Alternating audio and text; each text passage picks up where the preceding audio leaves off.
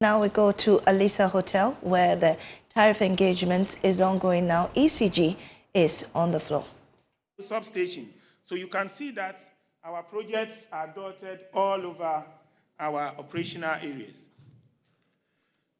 Another category of projects we have completed in the last 3 years is the system automation project, SCADA and VIT projects. And this we have done in Eastern, Volta, Accra regions, Tema, Ashanti, Western, and Central regions. We have also done a lot of technical loss reduction projects throughout our operational areas. I want to move a bit fast with the projects because my proposal itself is yet to come. One significant project we have done, and these are small or medium projects that we do across all our operational areas. In terms of low voltage network extensions, we have completed 1,858 of them. In terms of injections and upgrading of distribution transformers, we have done 347 in the past 3 years. And in terms of system improvement projects, we've done 1,345. The aim is to stabilize the voltage levels, enhance power quality, and reduce voltage drop within the network. Ladies and gentlemen, commercial projects are one key project we did in the past 3 years.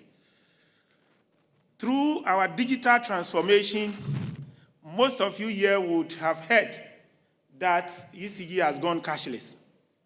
What it means is that in ECG, you cannot pay for the service by way of cash. You have to go to ECG's mobile app. So with those digitization projects, we have improved the operations commercially of the company. I want to talk about these two other projects, which are very key. The loss reduction project.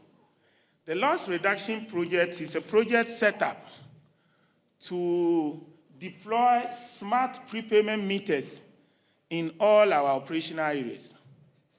As at December 2024, ECG has deployed 1,078,000 prepayment meters for 1,078,000 prepayment meters just for the past 3 years. Now, the aim of this project is to enhance revenue collection, increase sales, and improve energy accounting. Because with smart prepayment meters, you pay to ECG before you consume. So that is very good for the sector. In fact, we have also standardized our wiring system and a couple of things. I'll show them in a picture, and in the pictures below, and you will see them. Now, distribution, transformer, and boundary metering is another key project that ECG undertook. These projects help ECG to identify losses within our network so that we can focus strategies to improve or tackle the system losses. So this is very critical in the regions, on transformers, and in particular areas for us to reduce our losses. In fact, we've completed in 5 regions and 9 districts, and as we speak, a lot of the regions are ongoing. I've got 2 pictures, and the picture on the screen is basically the situation of our meters before the loss reduction project. Quite clearly, this is not good. Now, the next one is the new way of installing meters that we are doing under the loss reduction project. These are other pictures of some of the completed projects I've spoken about earlier. I'll just go through them quickly. And then we come to ECG's tariff assumptions. I think I want to emphasize that all the projects I have taken you through, the main reason is that, yes, we have done some of the projects. We have paid for some, but a significant number of them, we are yet to pay for them. And therefore, we need tariff, not just to pay for some of the projects, but also to undertake some of the critical projects the regulator has approved for us. So we will need your support when I get to our tariff proposal. In terms of our tariff assumptions, we assume 8% for inflation, WACC was 18.86, and our exchange rate for the 2025 to 2029 tariff was 10.384 to the dollar. So based on this, our energy sales was projected to grow at 6.9% yearly, and ECG system loss, that's at 2024, 27%. For the next 5 years, it's projected that ECG will reduce the system loss by 1% year on year, and this is in line with the PIP we signed with SIGA and the Energy Commission. So based on these assumptions, these are the energy numbers projected to be purchased for the next 5 years, and these are the sales numbers.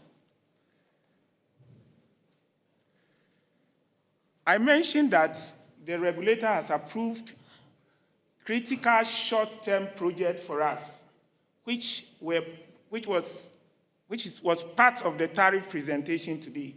Now, these are the projects that the regulator has approved for us, 607 million in the 3 broad category of projects. So, ladies and gentlemen, this is ECG's annual revenue requirement. Annual revenue requirement is the revenue that the utility requires to be able to meet its operations and maintenance. So in the case of ECG, this is basically our cost of service, and all we are requesting the regulator to do is to approve the cost of service for ECG. Operations cost is 2.5 billion, and it increased to 3.3 billion. On an average, it's 2.9 billion in that order.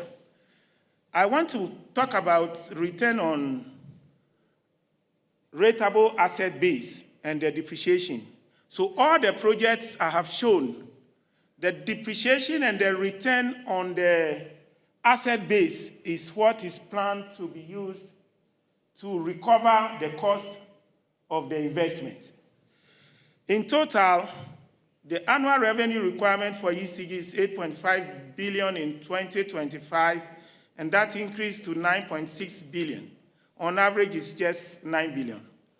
Now, if you put this alongside the energy that we plan to sell during the same period, the average tariff that ECG is requesting for is 61 pesos per kilowatt hour. And when you grant us this tariff, these are the expected benefits that ECG has planned for the next 5 years. So we are saying that the SIDE will reduce by 41% from 32.5 to 19.2 hours by 2019. SIFI is also expected to reduce by 44%. And by the projects that were approved for us, we plan to deploy 3 million meters in the next 3 years. In terms of financial growth, sales is projected to increase by 18% with an annual growth rate of 8%. One key improvement that the company has planned is the increase in revenue collection. In 2024, revenue collection was 87%. The company planned to increase revenue collection by 2% year on year for the next 5 years. And so, ladies and gentlemen, finally, ECG proposed that the DSC1 is increased from 19 pesos to 61 pesos, and this is an increase of 225%.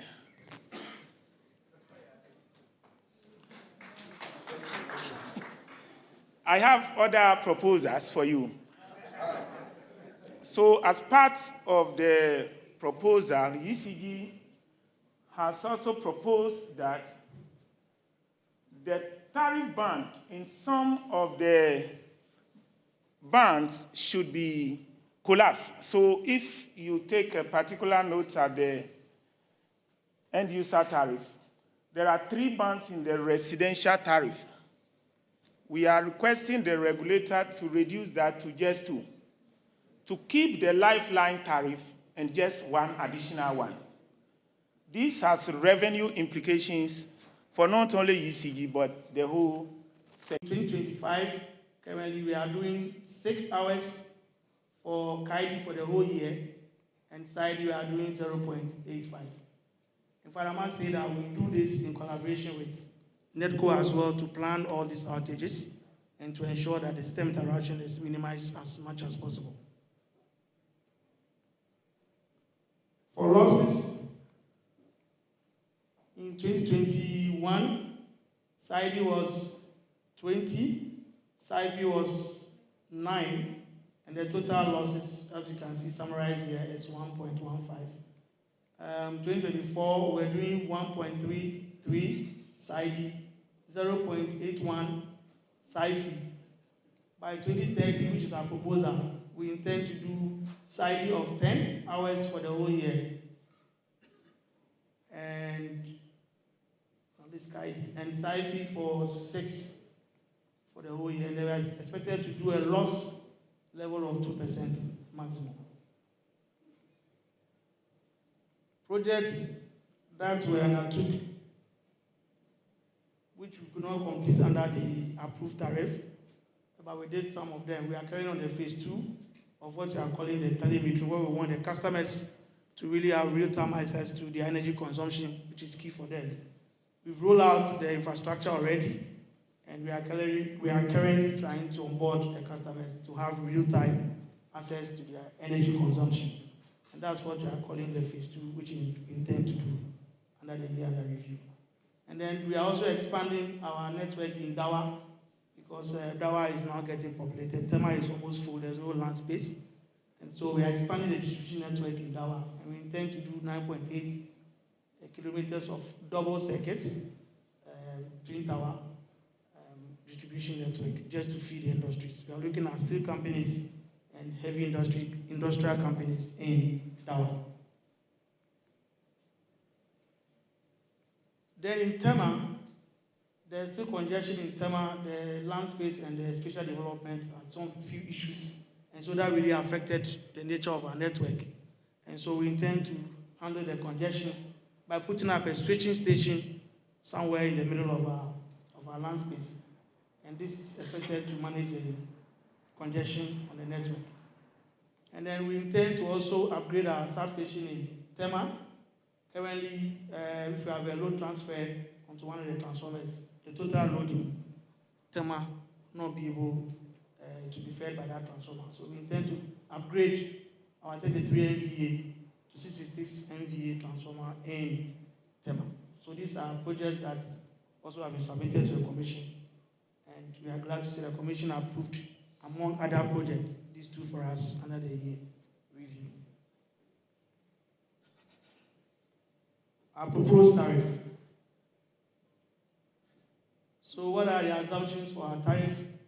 Of course, we are a private company. We don't have grants. We don't have subsidy from anywhere. We fully rely on our DS1, and so we are expecting a full cost recovery.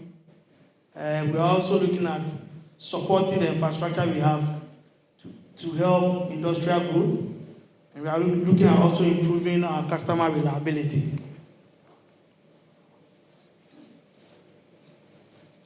We are also expected to really improve the system to be able to feed most of the critical loads and factories we have in Tema, especially, and also to build a very robust distribution network for production. We intend to maintain our uptime on our feeders. In fact, this time we are not doing the cumulative, as I showed you earlier on the indices, but we'll do a feeder by feeder uptime, and we intend to stay about 99%. It's a target for us on each feeder. Like I mentioned already, both distribution and commercial loss, we are trying to maintain the 2% benchmark.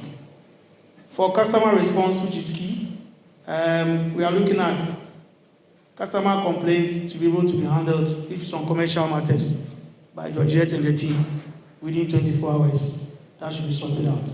If it's a technical issue, we don't expect that to go above 1 hour. New service delivery, that is if we want to put up new customers onto our network. Immediately you pay 5 working days, you should be able to get you connected onto our network. If it's a new line extension that you want, then we expect that within 10 working days, we should be able to erect the power connection for you. And we're also looking at maintaining the voltage levels on the network, no more than 5%.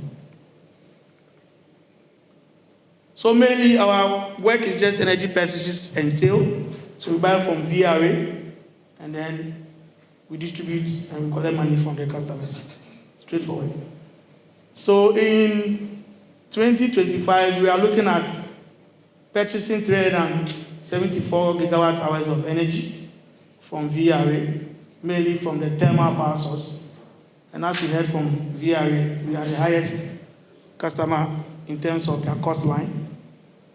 And by 2030, we are expecting that our growth will increase to 638 gigawatt hours. We don't purchase any power from any IPPs. We intend to augment a chunk of that power, which is thermal, by incorporating some solar into our mix. Currently, we are getting 24 gigawatt hours, and we intend to increase that to 165 gigawatt hours by the year. 165 gigawatt hours by the year 2030. So these are the cumulative total energy that we expect to purchase over the period. And what is the cost associated with this in terms of our distribution?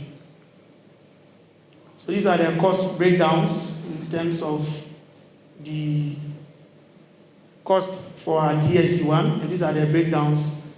It will increase. Currently, from 2025, we expect that 47% is how much we get it. And by the year 2030, we expect that to go up by 68 Ghana pesos. So with that, we found a weighted average on our costs from 2025 to 2030. And our weighted average cost of that is 57 Ghana pesos from the current PURC approved 21.62, and that is expected to increase our DSC1 by 163%. Thank you very much, Mr. Chairman.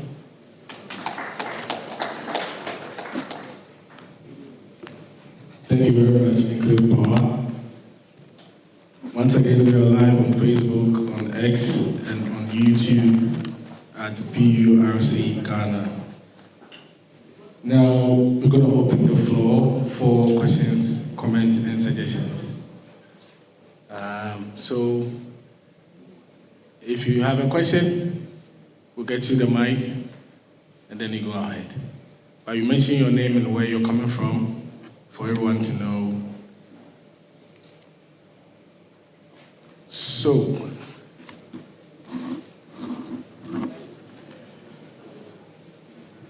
okay,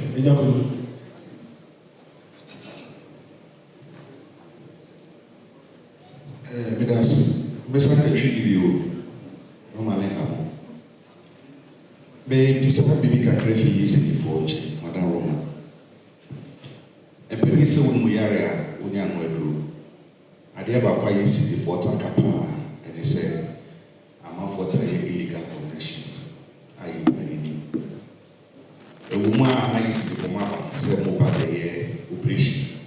Said they are woman illegal connection and will be only free. Music. Obesati a mobile model. More you go back to university. And when you will be here, some year a year, sign ye. It is said, Oba say the Aposamoto, BBC, and some of the cancers which are the Bisa said, Nadia Moye did the Cabessin Apple. If I saw in the Basso, a year now, most happy the account. And I ye and I woke up for Anna. I want to teach you. I feel no change so. Why I never open say, this is some people. During the presentation, the Penny can say, Professor Mudibit about 3 million people a day. Maybe fear as a summit of evidence. They are fit. It will be such a bit and now, whatever. Yenaya and and now on the dress a and now say, open the year to go, baby, I am to a year. So one pension swap, then was waiting. It is answered me no young Pamadaro, which meant teaching one at a madam was. That's it, gentlemen. The floor is still open.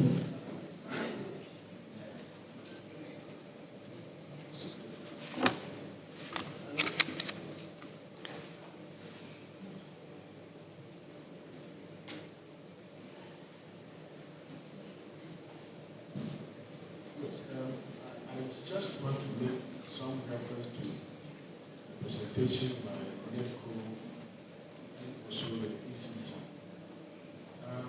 In the NETCO presentation, they did indicate, and I saw it in the reasons for increase in tariff that they are requesting for. They did indicate that they want to use some of the monies to build their offices and head offices and other. And I was just wondering whether the IGF that they generate, whether that could not be a good, maybe a better reason for asking the tariff should be increased, not only for the purpose of improving upon their infrastructure for power generation, but rather to go into things such as putting up offices. My next concern also has to do with when I look at the revenues and then their variable costs. There was a slide which indicated their revenues as against their variable costs. You see that it is so close. I mean, their variable costs are chasing up their revenues. I'm just wondering where their fixed costs would be if indeed their variable cost alone is virtually at the tail of their revenues. And they also indicate that introduction of street lights. I thought that, and that goes for the ECG as well, I thought that all consumers, as you speak, those pay for street lights. And yet our streets are terribly dark all the time. So what do they mean by introduction of street lights? I thought it is part and parcel of bills that consumers do pay currently. So what are we introducing again? Thank you. Thank you, sir. There's one behind.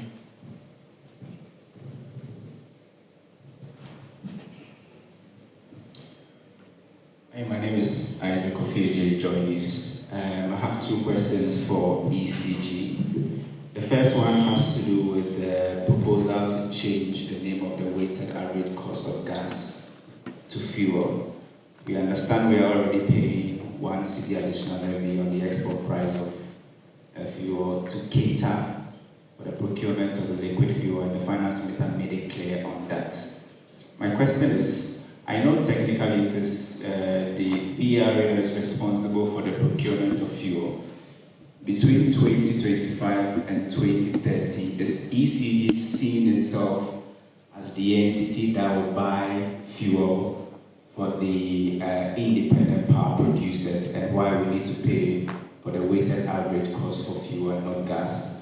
My second question is, I'm looking at your entire document that you presented to PURC, and your forex losses have reduced from 4.8 billion in 2022 to 1.2 in 2023, and 2024 is 1.2 billion Ghana cedis.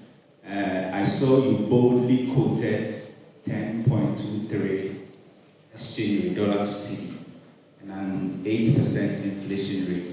How confident are you that you can work within these benchmarks that you have given? And if we see any sort of fluctuations, how is it going to affect you? Are you going to come back to us to request for more? Thank you.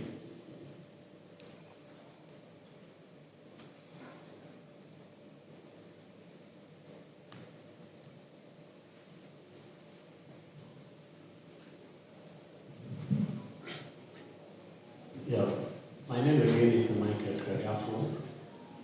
It appears to me that this time around, ECG and NEDCO have ganged up together against the consumers. 4 years ago, the lifeline was between 0 to 50 kilowatts per hour. That was the lifeline. NEDCO proposed that it should be changed, but in the wisdom of PURC, they decided to make it between 0 to 30 kilowatts per hour. Now, NEDCO has come back to say that it should be scrapped or collapsed. And ECG is also saying that that ban should be collapsed. Say it should be collapsed. You don't want, briefing space for excuse me to say, those who are, I don't want to use the word poor, the underprivileged in the society who has to enjoy some form of electricity. You want that one to collapse. Then this time around, the two have come together again to say that they are proposing a levy for street lighting. I'm sure you are very much aware that the levy that we pay, or the end user tariff that we pay, a portion of it goes into street lighting. So why this proposal again? Then on the issue of system losses, I noticed that NEDCO really has done it well, because currently the benchmark is around 21. It's around 21, even though they are still in the range of beyond 27. But they try as much as they can to reduce their system loss from 31.35% to 27.13%, as against ECG's one of 28.41% to 27.05%. ECG going forward, what assurance are you giving to the industry? I'm not talking about, I don't want to even restrict myself to consumers, but the industry, that this benchmark that PURC has given, 21%, you will do everything possible to go down. You also propose that in the next 5 years, you are going to invest in several areas amounting to $1.6 billion US. Assuming this 225% increments that you are looking for, that $1.6 billion, a portion of it has to come from your tariff proposal. So if this is not granted, how are you going to make sure that you execute some of the projects you outlined? Thank you.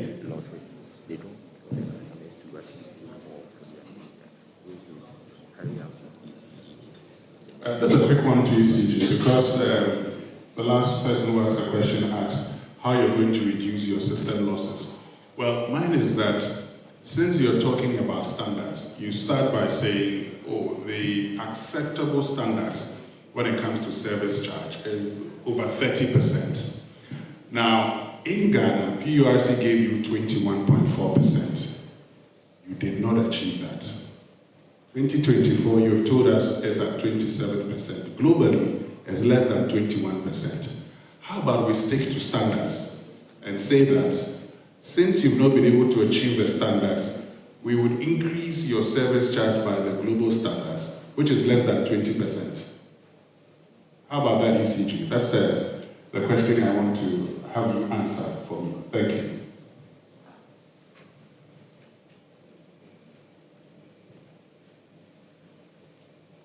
The floor is still open.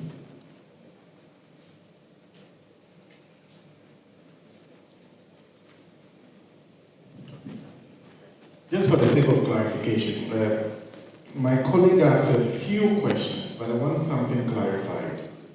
One, NETCO, your operational area is an area that usually considered an area where a lot of poor people are the disadvantaged. Why are you requesting for the elimination of cross-subsidization and lifeline tariffs? Have you considered your customers in making this recommendation? And maybe for clarification again, ECG, the 27%, can you break it down? Are you talking about commercial losses, technical losses? What's the plan going forward? Because you're looking at 1% yearly. What would you do that will lead to the 1% reduction yearly? Why can't you do more? So, just for clarification. Thank you. We now invite ECG to join me and then respond to the questions.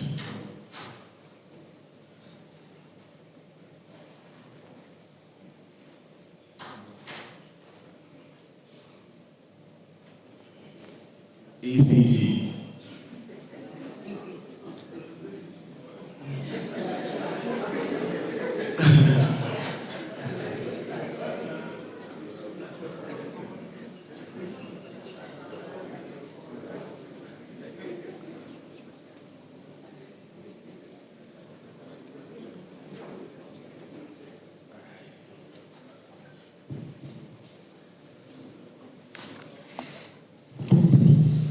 Good afternoon, commissioners and friends in the media, utilities. We've taken note of the questions that have been put forward, and you could see we're conferring to provide the answers. Now, let me start with illegal connection. The question here is, why do we occasionally do soups, come over, and then now we go back, we don't give feedback to customers, or we don't also share the impact of such exercises. In fact, what we do is that illegal connection or checking illegal connection is a daily activity for us. Now, the loss control units in the districts are supposed to be doing this exercise. But we realize that sometimes familiarity brings problems for us. So occasionally we deploy people. Now we have different groups going around checking illegal connections and all that. In fact, the last exercise, which is ongoing in Dansuman, we have women in engineering, another group in ECG that is going around checking meters and all. Now, this is done in collaboration with the districts and the regional offices. So it's not like we go to sleep and then we come back and then we do soups and all that. And there are serious recoveries that are being made from illegal, these exercises. All these recoveries go back to cushion our operations to make sure that we are able to pay. I mean, if you look at the track record, this year, payments have been more than before. So these are some of the things. Now, changes in meters. Technology keeps changing. A while ago, we were doing units. So you go, you put 100 cedis and they say it gives you X units or Y units. Today we put money on a system and then now it bills accordingly. As technology is changing, we need to also follow suit. You go in, sometimes customers have used various arrangements to tamper our meters, to enter our systems and all that. Now take the example of a YAM phone and a complex phone. Now today, AI, you are there and it says you have arrived and you don't know that even your phone is tracking you. So new systems come and we need to find ways of going ahead of the customer, going ahead of those who are stealing from us to be able to track and then arrest illegal connection. So that's how come you see a lot of these meters being overhauled. Sometimes we replace them. Ordinarily by 8 years we need to replace these meters. So this exercise, we will have to work with customers to make sure that at least we get the revenues that the PURC has given to us, approved as part of the tariff, and recoveries are made. Now this goes, or it has a direct link with system losses. Because there's been a lot of questions on system losses. Why is it growing, and why are we not doing as our sister companies are doing? Now, ECG's area, we serve the biggest population in Ghana. And always we have to be chasing customers. The extent of networks we have are way more than all the distribution companies. We control over 75% of total electricity supply in this country. So the exercise is more in southern Ghana, and always we must be ahead of the customer, tracking, following the networks, making sure that people are not stealing from us, and customers are behaving properly, at least as per the terms that we have with them. So I will take time to break down the 27%. Technical losses is 9.5%. And then non-technical is the 17.5%. Now, between the two of them, all interventions you do require money to succeed. So you talk about technical losses when you inject more transformers, when you shorten the length of lines and all that, then now you are reducing technical losses on the system. Now, commercial losses, as you are providing this prepayment metering, as you are monitoring the meters, checking whether customers are buying or not. Now today, payments are all done through the Power App. So as you are checking on the Power App, systems are popping up, customers' names are popping up, and we need to go on the field to go and check whether these customers are doing the right thing or not. So these are some of the issues that come up. The more you digitize and all that, you also must complement that with field work and massive monitoring to be able to realize your revenues.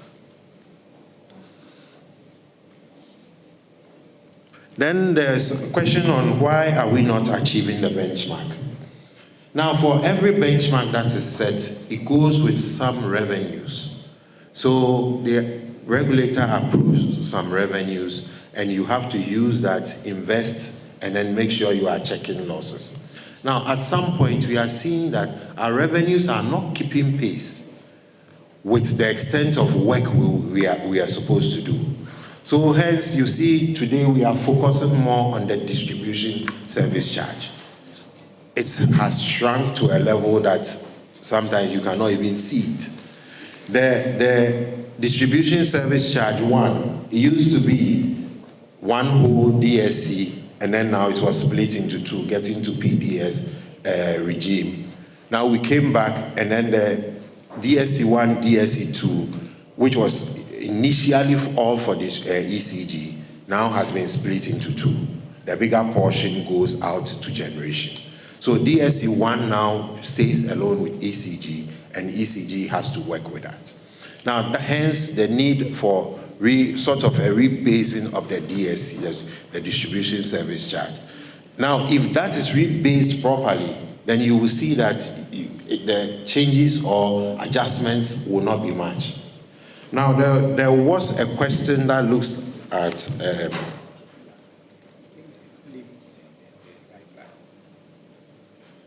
FX losses and all that. I want to tie that with the distribution service charge. So you talk about 4.8 billion and then FX losses dropped to 1.2. Now, all these changes that occur are worked out in the automatic tariff adjustment, because macroeconomic variables are supposed to be captured in the quarterly adjustments that occur.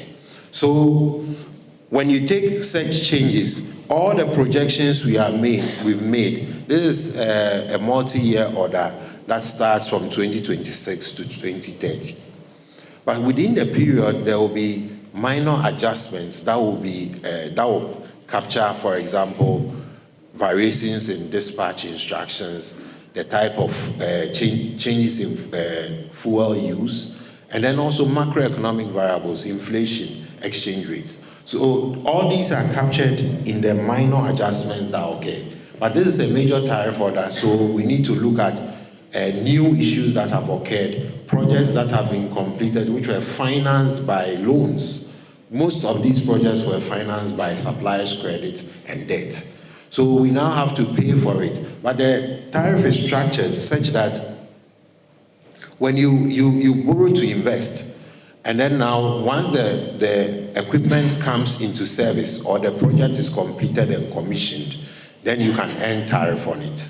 Now, if you don't commission the equipment, or if the project doesn't serve the customer, you don't earn any tariff on it. Hence today's engagement.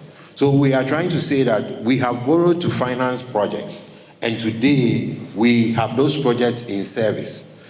But we need tariff to be able to pay for those projects and then plan for new ones. One second. One second.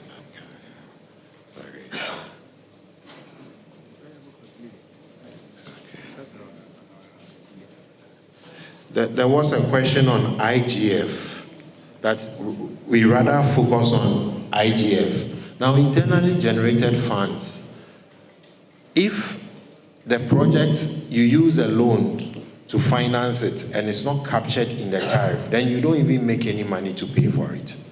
So as we go forward, IGF now will go to pay for the debts that we have incurred, and then finance a return or secure a return that will help us replace the asset or a transformer when it's at its end of the life. Something else I didn't capture. Public lighting levy. Need to take that. Thank you. So, which one? Which one?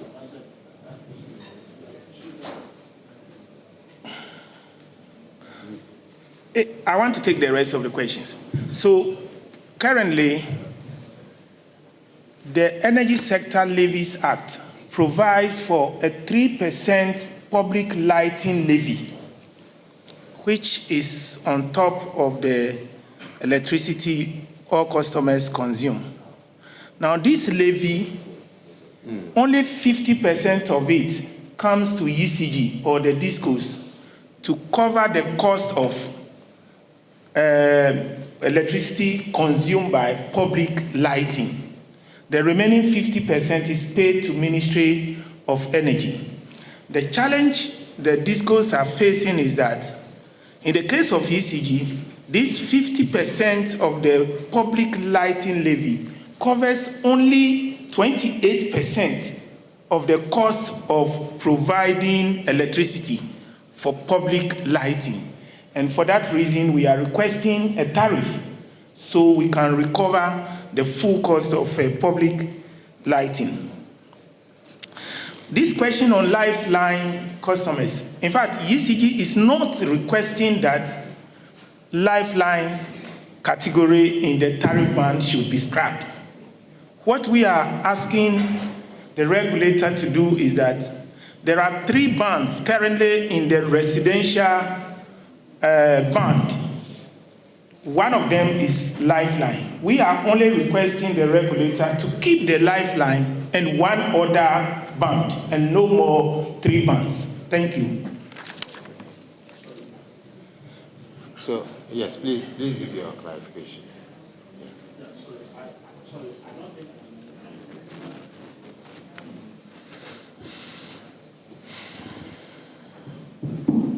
Yes, I don't think I'm very satisfied answer that you gave. What I said was that yes, you might have borrowed to purchase, an equipment. Yes, and you are not selling the power for the fee. Yes, you have been making profits. You have not been making any. You have not making losses in your cost over time. So my question is that if you are going to ask for increase in tariffs to expand your infrastructure or your case that to make it generate more money, that will be understandable. But you are rather thinking of putting up your offices, maybe perhaps cozy offices and other offices. So I'm just wondering why are you asking me as a consumer to be putting up offices for you? Why don't you, it's part of your profits for your IGF? And then the other question I asked was,